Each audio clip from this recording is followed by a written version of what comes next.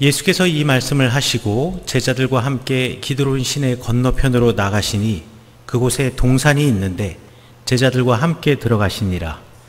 그곳은 가끔 예수께서 제자들과 모이시는 곳이므로 예수를 파는 유다도 그곳을 알더라. 유다가 군대와 대제사장들과 바리새인들에게서 얻은 아랫 사람들을 데리고 등과 횃불과 무기를 가지고 그리로 오는지라. 예수께서 그 당할 일을 다 아시고 나아가 이르시되 너희가 누구를 찾느냐? 대답하되 나사렛 예수라 하거늘 이르시되 내가 그니라 하시니라. 그를 파는 유다도 그들과 함께 섰더라.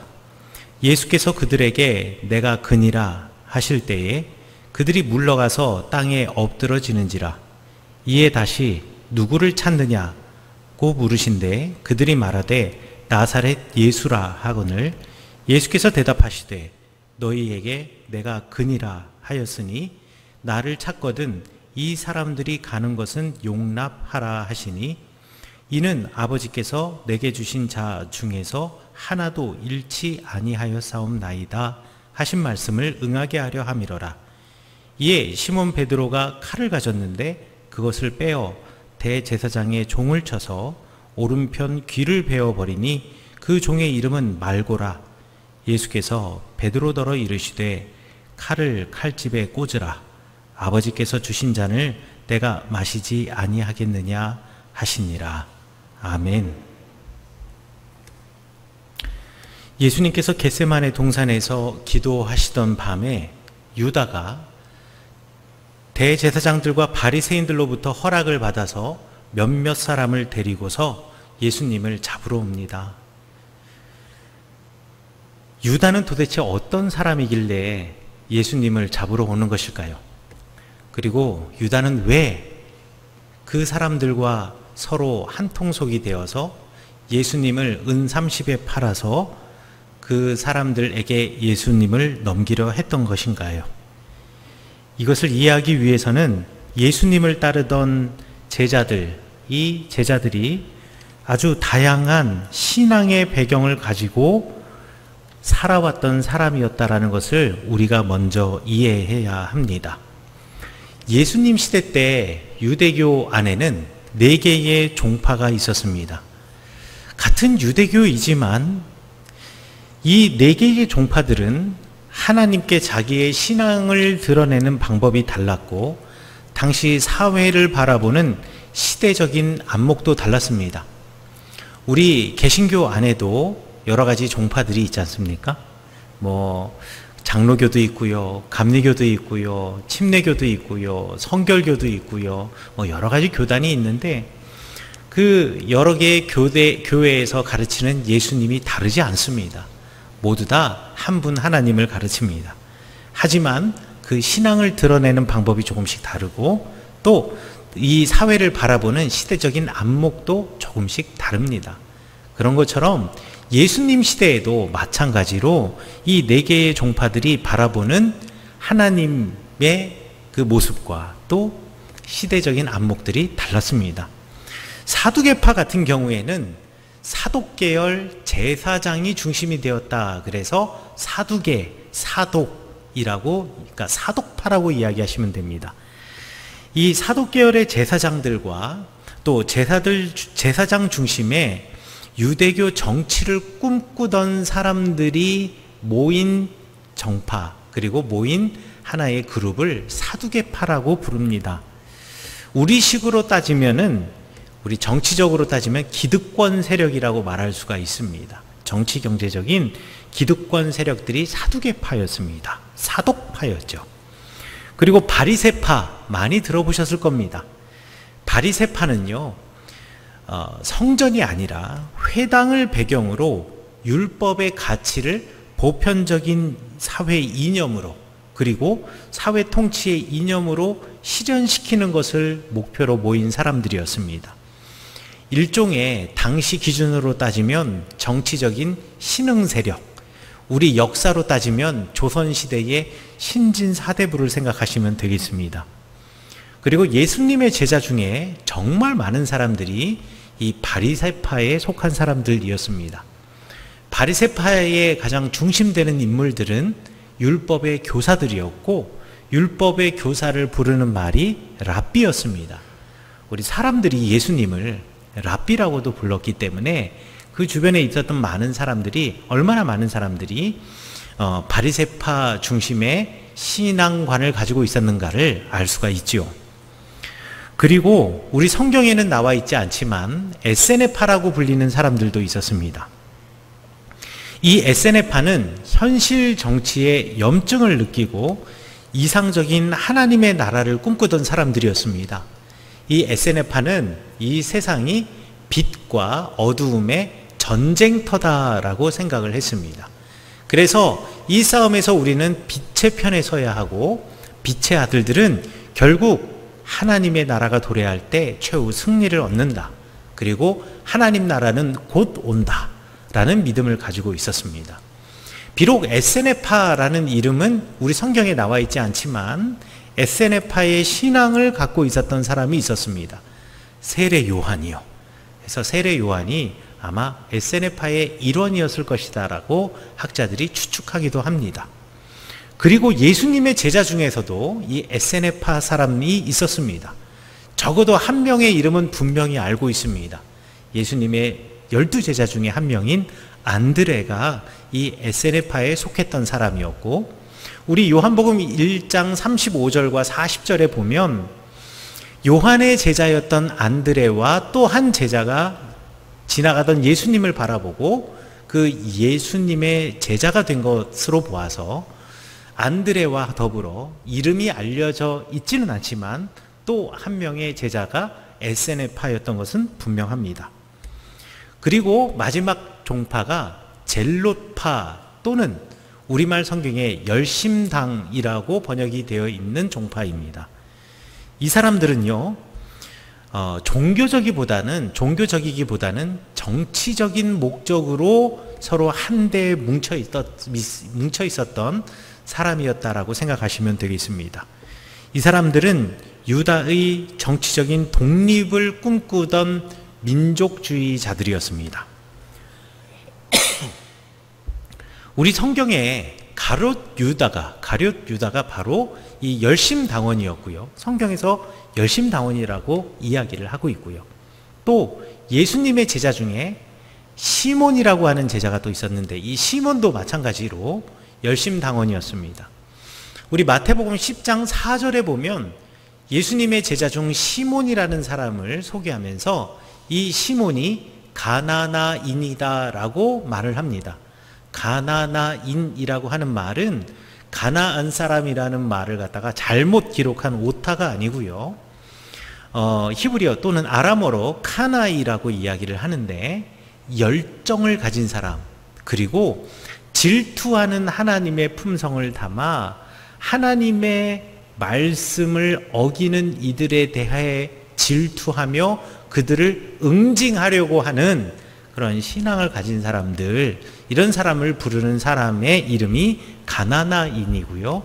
시몬이 가나나인이었다라는 말을 통해서 이 시몬이 열심당원 중에 하나였다라고 우리가 알 수 있는 것이죠. 그런데 이 열심당원 가운데에는 아주 극도로 아주 극에 달한 민족주의자들, 너무나 심한 민족주의자들이 있었습니다. 이런 사람들을 부르는 말이 시카리였습니다. 시칼이 아니라 시카리입니다. 그런데 이 사람들은요, 우리 한국말 시칼과 좀 비슷해요. 특징이 있는데 항상 자기의 품에 칼을 품고 다니던 사람들이었습니다. 칼이요. 자기의 호신용 칼이기도 하면서도 동시에 다른 사람을 응징하는 칼이었습니다. 이 사람들은 유다의 정치적인 독립을 꿈꾸던 사람들이라고 이야기를 했는데요. 유다가 로마로부터 독립할 수만 있다면 자기의 목숨을 내어놓는 것은 물론이려니와 심지어는 그 유다의 독립을 반대하거나 미온적인 태도를 보이는 이들이 비록 그들이 유대인이라고 할지라도 그들을 죽일 준비가 되어 있었던 사람들이었습니다. 그래서 기원 후 70년 예루살렘과 예루살렘 성전이 멸망하던 때에 예루살렘이 로마 군인들에 의해서 포위를 당하고 있었거든요.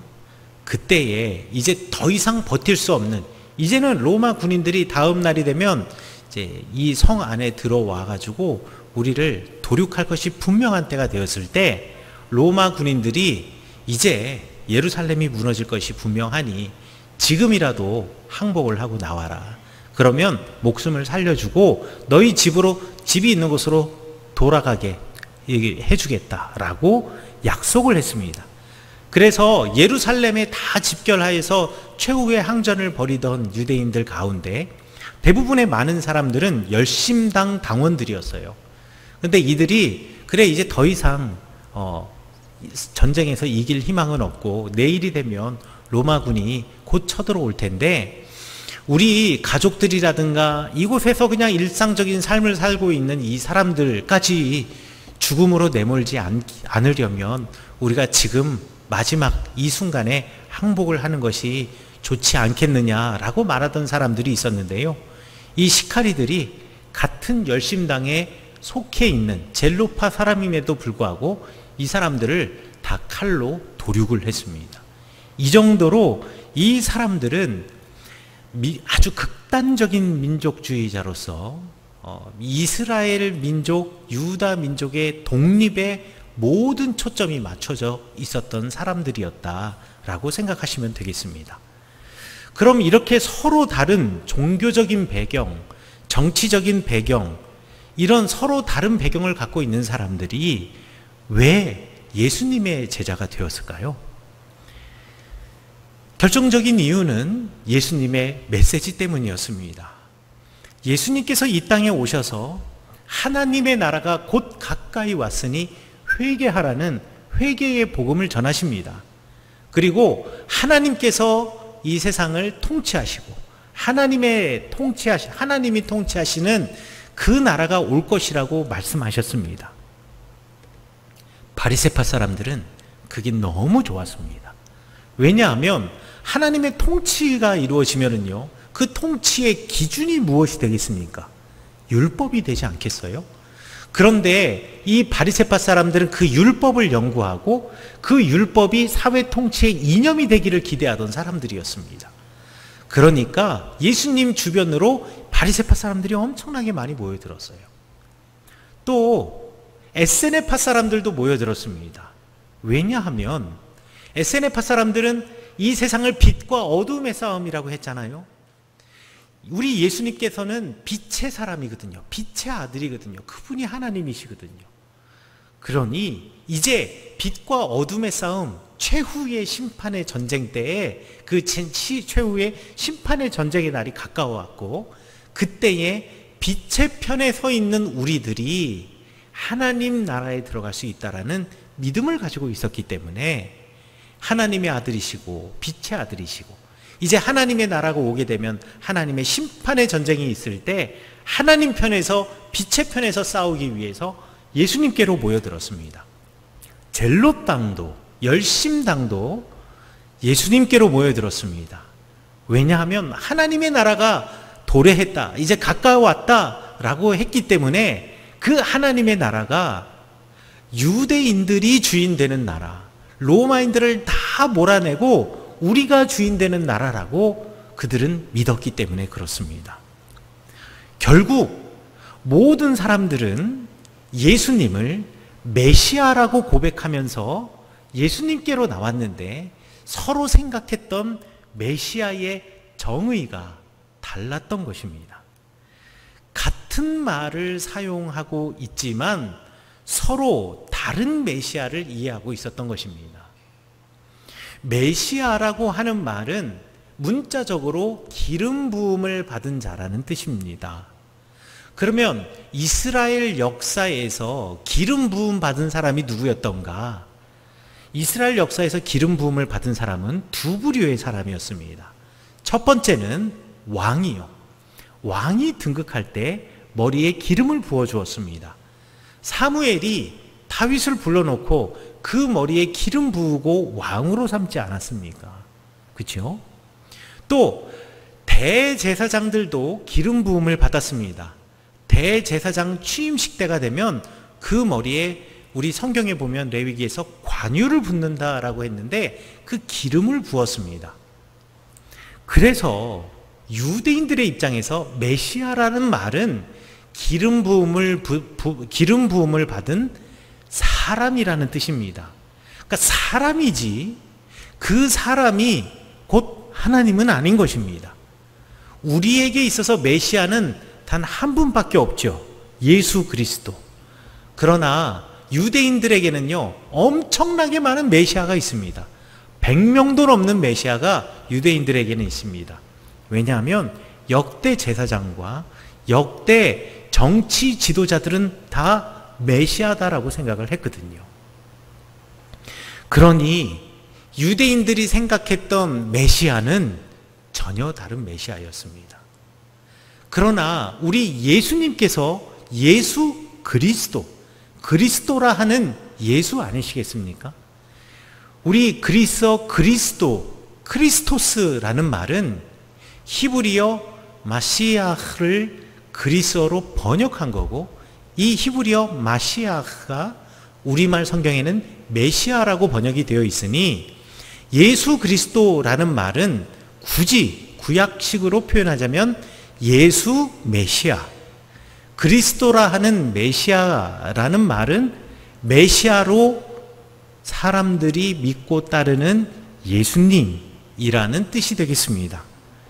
그런데 예수님께서는 우리에게 정치 지도자로 오지 않으셨습니다. 종교 지도자로도 오지 않으셨습니다. 예수님께서는 이 땅에 오셔서 하나님께로 우리의 삶을 이끄시는 데 관심을 두셨습니다. 그리고 하나님의 마음은 단지 보이는 나라의 독립이 아니라 하나님의 마음은 하나님께로 우리의 삶을 이끌어서 처음 창조하셨던 그 창조의 세계, 하나님께서 인간을 만드시고 피조물을 만드시고 보시기에 너무나 아름다웠다고 행복해 하셨던 그 인간의 모습으로, 그 세상의 모습으로 이 땅을 되돌려 놓으시기 위해, 그리고 그 당시에 하나님과 인간이 서로 대화하며 온전한 관계를 이루었듯이 우리 예수님께서는 이 땅에 오셔서 정치 지도자, 종교 지도자로 이 땅에 오신 것이 아니라 하나님과 나와의 관계를 온전한 관계로 회복시키시기 위해서 오신 하나님이 바로 우리 예수님이십니다. 그러나 이 예수님을 유대인들은 다 오해했던 것이죠. 자기식으로 이해하고 자기식으로 예수님을 기대했던 것입니다. 자기식으로 메시아를 풀어 설명했던 것입니다. 그러니 점점 시간이 지나갈수록 예수님을 따르던 사람들, 제자들의 눈에는 예수님이 의심스러울 수밖에 없습니다. 특별히 가룟 유다의 눈에는 더했겠지요. 열심당에 속한 사람들의 눈에는 예수님께서는요, 경계선에 선 사람이었습니다. 까딱하면 우리가 원하지 않는 다른 곳으로 넘어갈 것 같고, 아니 우리 편인 것 같기도 하고, 잘 알지 못하는 그 경계선에 서 있는 사람이요. 예수님이 하나님의 아들이라는 말씀, 그럴 수 있겠다. 왜? 시편에도 우리 모두는 하나님의 아들이라고 했으니까. 그런데 유대인들의 삶의 터전을 짓밟는 로마의 대항에서 예수님이 정말 메시아라고 하면 싸우셔야 하는데, 예수님의 메시지는 싸움이 아닌 거예요. 사랑하라는 겁니다. 심지어는 원수를 사랑하라는 겁니다. 그 원수가 누굽니까? 우리의 철천지 원수는 로마 사람이거든요. 그런데 그를 사랑하라고 하니 이거는 도저히 받아들일 수가 없는 겁니다. 열심당원들은요, 로마를 향한 항쟁, 저항에 적극적으로 가담하던 사람들이었습니다. 이 젤로 땅에 속한, 열심당에 속한 사람의 입장에서는 예수님이 투사처럼 로마 군인들 앞에 나아가야 하는데 예수님은 그렇지 않으신 거죠. 그러니 예수님에 대해서 실망할 수밖에 없습니다. 그래서 예수님을 은돈 30에 팔아 넘기기까지 한 것이었죠. 유다가 왜 예수님을 팔아 넘겼는가? 자신의 신앙과 자신의 기대를 예수님께서 채워주지 못하셨기 때문이기도 하지만, 우리는 조금 더 신앙적으로 유다가 왜 예수님을 팔아 넘겼는가를 설명할 수가 있습니다. 유다는 예수님을 만났지만 자기 길에서 온전히 돌아서지 못했기 때문에 그렇습니다. 자기가 가지고 있었던 메시아에 대한 신념, 메시아에 대한 이상이 있었습니다. 그런데 예수님은 그것이 아니라고 말씀하셨거든요. 예수님이 보여주셨던 메시아의 이상은, 그리고 메시아의 삶은 내가 생각했던, 유다인 내가 생각했던 것과 너무나 달랐습니다.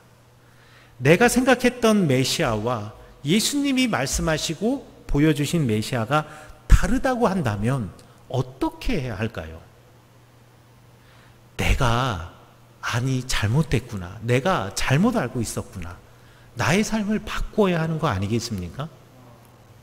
그런데 내가 가지고 있던 생각을 내려놓고 예수님의 말씀을 따랐어야 하는데, 이미 가지고 있는 나의 신앙, 내 신앙을 옳다 확인받기만을 원했지, 그분 때문에 내 신앙이 지적받고 내 신앙을 바꾸어 나가고 내 삶을 바꾸어 나가야 한다라는 그 사실이 유다에게는 매우 불편했고 싫었습니다. 아니, 내 기준으로 봤을 때는 예수님은 민족의 반역자와 가깝습니다. 유다가 살아계신 예수님과 만나보지 못해서, 그 만남의 경험이 없어서 이렇게 생각한 것 아닙니다.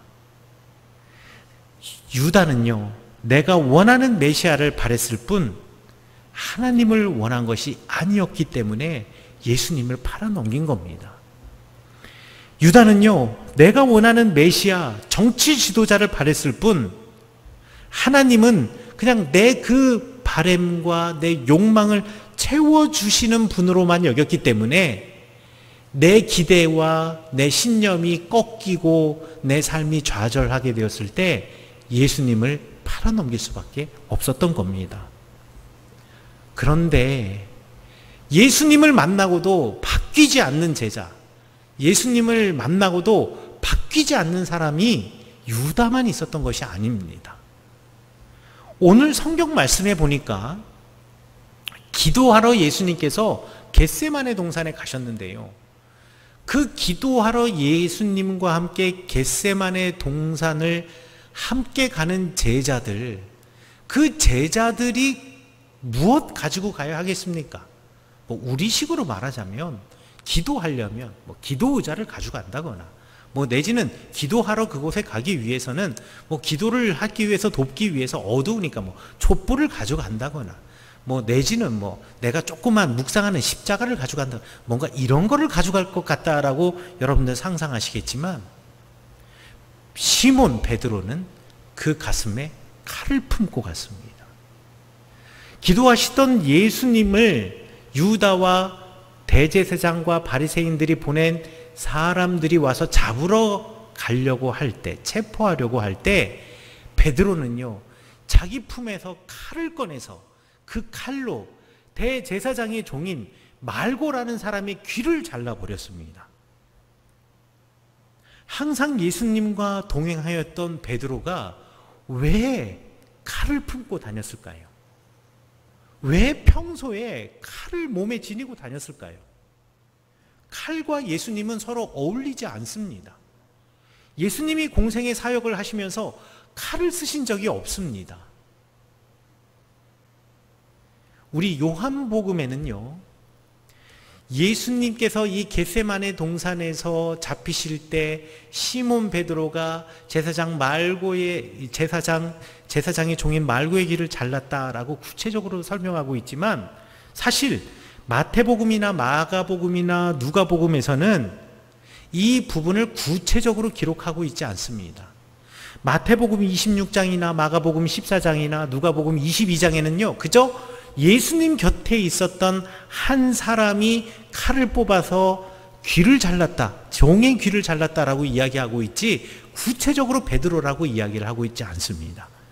그런데 요한 선생님은 왜 복음서를 기록하며 굳이 우리 기독교 신앙에 있어서 예수님께서 돌아가시고 난 다음 예수님 공동체, 기독교 공동체를 이끌어 나아갔던 최고의 지도자라고 사람들이 누구나 인정했던 베드로, 그 베드로가 바로 그 칼로 말고의 귀를 자른 주인공이다라는 것을 기록했을까요? 베드로가 그랬던 것처럼 이 이야기를 읽고 있는, 이 성경을 읽고 있는 당신들, 다들 예수님의 수제자라고 불릴 만큼 스스로 꽤나 괜찮은 신앙을 가지고 있다라고 생각하면서 지금 이 말씀을 읽고 있는 당신들, 바로 저와 같은 당신들, 이 당신들이 그때 베드로처럼 지금 예수님과 동행하며 살아간다고 말하면서도 칼을 품고 사는 사람들이다. 그것을 요한 선생님은 말하고 싶었던 것입니다. 그럼 여러분들은 어떻습니까? 여러분 가슴에 무엇 품고 계십니까? 여러분의 손에 무엇 들고 계십니까? 베드로처럼 말이죠. 우리도 우리 위기의 순간에 우리가 어떤 사람인지 드러나게 되어 있습니다. 우리 위기의 순간이 닥치게 되면은요, 평소에 우리의 품에, 우리 가슴에 무엇 품고 있었는지 드러나게 되어 있습니다. 위기의 순간이 되면은요, 우리 손에 무엇 잡고 있었는지가 훤히 드러나게 되어 있습니다. 우리가 우리 가슴에 예수님을 품고 있는 사람인지, 우리의 손에 하나님의 말씀을 들고 있는 사람인지, 아니면 칼을 품고 있는 사람인지 드러나게 되어 있단 말입니다. 어떤 사람은 위기의 순간에 감정이 드러나는 독한 말이라는 칼을 도구로 삼아 다른 사람의 귀를 자릅니다. 어떤 사람은 찌르는 말이라는 칼을 도구 삼아서 말고의 귀를 자릅니다. 어떤 사람은 무시하는 눈이라는 칼을 품고 다니다가 위기의 순간에 그 칼을 빼어들고 말고의 귀를 자릅니다. 어떤 사람은 때리는 손이라는 칼을 들고 있다가 위기의 순간에 말고의 귀를 자릅니다. 여러분은 칼을 품고 계십니까? 여러분들은 어떤 칼을 품고 계십니까? 그러나 예수님의 손에 있는 것은 칼이 아니라 십자가의 못자국이라는 것을 여러분들 기억하셔야 합니다. 사랑하기에 자신을 내어주는 희생의 상징이자 하나님의 사람이라면 손에 새겨야 할 거룩한 그리스도의 흔적, 삶의 기준이 바로 예수님의 못자국입니다. 예수님의 복음에 감동을 받고요, 예수님을 참 존경할 만한 분, 괜찮은 분으로 받아들이는 것, 이것이 내 신앙이 좋다라는 증거가 될 수 없습니다.